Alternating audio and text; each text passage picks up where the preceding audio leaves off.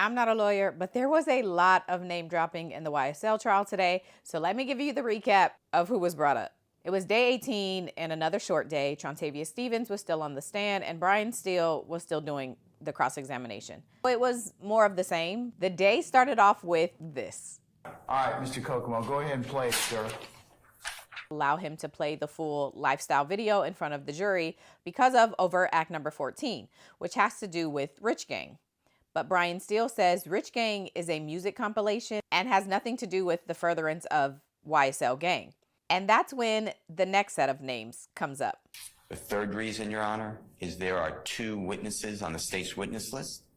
Mr. Brian Williams, his performing name is Birdman, and Mr.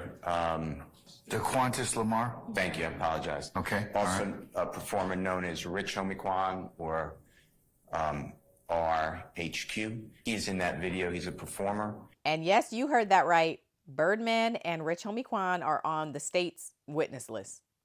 The judge decides that Brian Steele cannot play the video today, but if and when Birdman or Rich Homie Quan are called to the stand, the video can be played at that time. Lil Wayne was also brought up again, and this time it was regarding some of his tattoos. The neckline of Lil Wayne, you see it in Mr. Williams number 31. Can you identify or see whether this is correct? Do you see some stars around the neckline? Yes. And how many stars do you count? 5.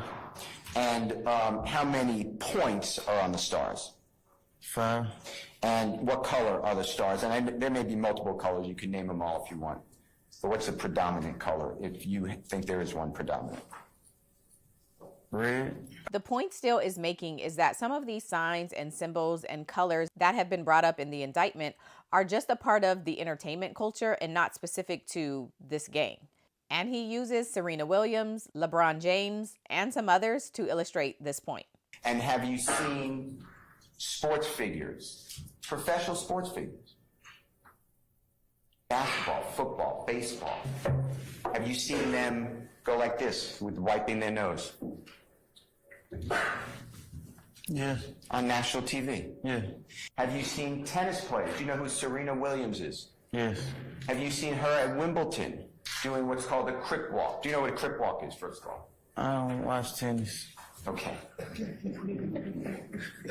Have you seen LeBron James do a video, put out a video, wiping nose saying slime to his teammates? I seen LeBron James, he got a different handshake for each player. Yeah. Yeah. Describe what you remember seeing LeBron James doing when you say he has a different handshake for each player. And objection to relevance. For reference, here's the video that Steele is trying to get Tick to remember. Slime! So Steele then brings all of this back to Young Thug doing these motions. And what is he doing with his finger?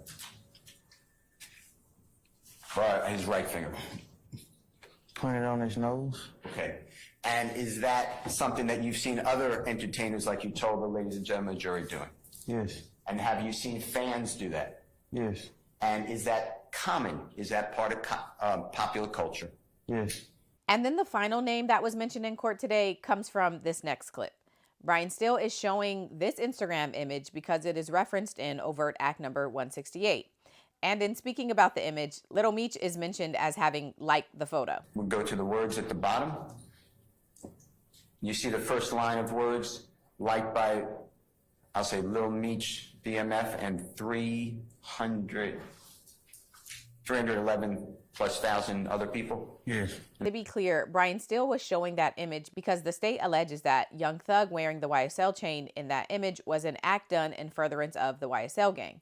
But Brian Steele says, if Young Thug's record label is named YSL and the song Pushin' P was released during that time, Young Thug was doing everything he could to promote the song, which is why the caption is what it is and why he would be wearing a chain with his record label's name on it.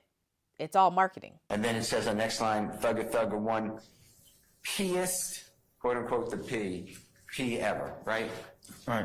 And this is February 12th, 2022. If you know, if you don't know, say I don't know. No, I don't know what year it say February 12th though. Okay. It gotta be 2022. Why do you say it has to be 2022?